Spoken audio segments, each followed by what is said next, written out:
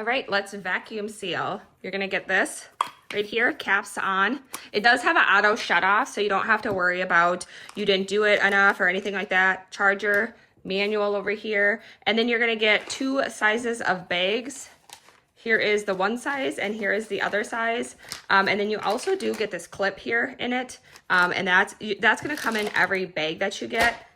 So there's 5 of each size in every bag and you will get a clip with it right there. So you're gonna just open it up, put in what you wanna put in. One thing I really like about these is that they have a date you can put on, like a little notes or anything you wanna write on it. It has a little spot for that. So you could seal it like this if you want, if you don't have this clip or if you couldn't find it or something. But if you wanna use that, you can. You just push it on like that and then you just go across. And that just makes sure it's, you know, airtight sealed.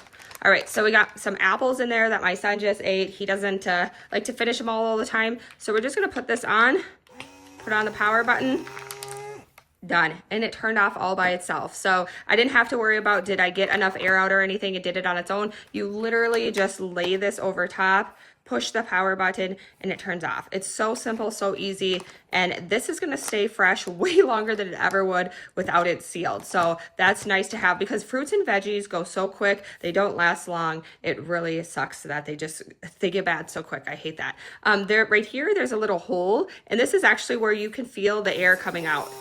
So if you can kind of hear, when I put my finger over there, you can hear that little air. So that's where the air will come out when you're vacuuming it. And see, I put it on my hand just like that, and it's like, okay, that's enough. So it took it off.